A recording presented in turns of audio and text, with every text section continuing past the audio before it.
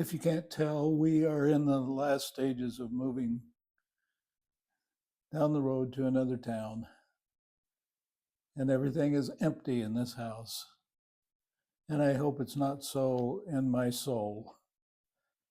God has been very, very wonderfully good to me in helping me to learn and challenging me to learn things that I thought I knew. And so I'm going to call this learning, because it never stops, or it does stop, but it shouldn't stop because there is so much to learn. So I'm going to talk about two things today, and this is going to be kind of rattling on because I've got moving going on. These two things, one of them is the use of blindness and sight in the Bible, and especially in Jesus' miracles and his explanations, that there is a very profound use of the word learning to see. The second that I want to talk about this morning is the widespread belief among Christians as well as non-Christians that we have to be able to understand something in order for it to be true. We have to make sense of something or we refuse to do it. And both of these topics need really a whole book to explain them properly, and that wouldn't even scratch the surface. But I want to at least introduce them. So let's start with the second one, the idea of needing to understand something before it's true. A lady that I will call Anne, a real lady, but she calls herself reasonable, practical, logical. She's always methodical. She's always sensible in everything she does. She's proud of her approach, and she sees no reason to ever change. In a church meeting, her first question was always, how much does it cost? Very practical. The problem comes when our relationship with God is not based on understanding, but on faith, on trust in Him. To trust that He knows the answers even when we don't. Anne's favorite verses, ironically, are Proverbs 3, 5, and 6, and she loves to quote them. Do not lean on your own understanding. But of course, she does lean on her own understanding. And that's exactly where her life is built. And she attempts to explain from the scriptures why God is wrong in so many areas. Anne is in the camp of Eve, who caved to Satan's temptation. She might have said to Satan, you had me at, it doesn't make sense for God to restrict that one fruit. It doesn't make sense. Isn't that what everybody uses? On the other hand, God does ask us to do things that don't make sense, that make no sense. He asks us for faith. He asks us for trust in Him to do things that won't work. And then He makes them work. He crashes Anne's belief system.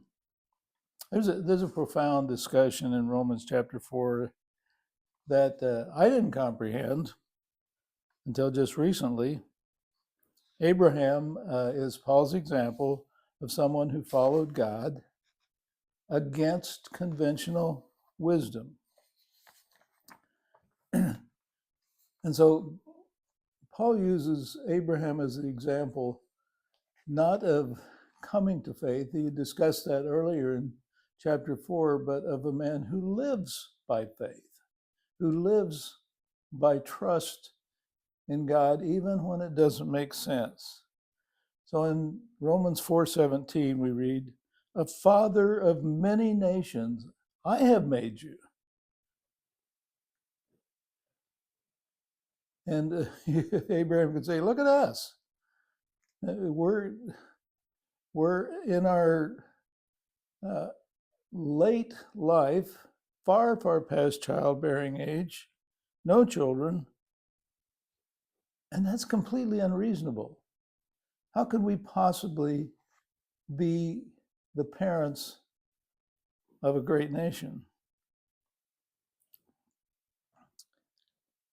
And then he continues, "In the sight or the understanding of him whom Abraham believed, who was God, who gives life to the dead and calls into being that which does not exist." Who gives life to the dead and calls into being that which does not exist. God is not restricted by our understanding, by our insistence on understanding, because he can bring life to the dead and he can call into existence things that don't exist. He's not restricted. And so when he asks us to do something, we believe him. And so Paul continues in verse 18, "In hope against hope, Abraham believed in order that he might become the father of many nations." He didn't know how God was going to do it, but he believed God. There are so many areas where we struggle with obeying God because we don't understand, because we think that God has it wrong. Sometimes my dad, as I was growing up, would ask me to do things that I didn't understand and it didn't make sense. And he would say, "Just do what you're told," because he understood and he knew what needed to be done. And I said this was going to be scattered, but one of the thoughts that I have had, especially as I learned that from Romans chapter 4, that I have been amazed, and I continue to be amazed at how much I don't know. And God keeps teaching me. And I've had a fair amount of formal education, more than probably most Christians. And yet I'm still just on the verge of learning from God's infinite wisdom. And it's not the knowing that is the most important thing, but the being, the obedience to the one who knows everything, and let him be the leader. So I'm still learning. And as I look back on my early life, I am shocked at how much I thought I knew and how often I was wrong. The second thing that I wanted to refer to was blindness and sight, because it really relates to this one. The second one, which is the first one I listed. And Jesus talks with the blind man in the Gospel of John, with his parents, with the Pharisees. And the point that he makes is that there is a kind of seeing that is not with the physical eyes, a kind of seeing that is, we would call understanding. And we cannot see without a miracle from God to help us see. How do we see? He says, if you do my will, then you will understand.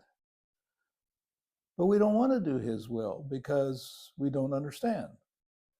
And so the whole idea of sight is that that our spiritual insight, our spiritual wisdom is dependent on obedience. It's dependent on faithfulness. It's dependent on trust.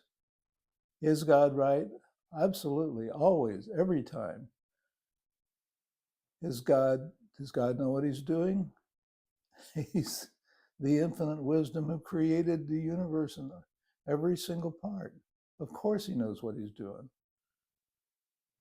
So the more we obey him, the more we trust him, the more we learn from him, the more wisdom he gives us.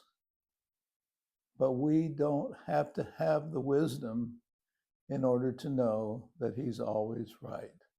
And that's it.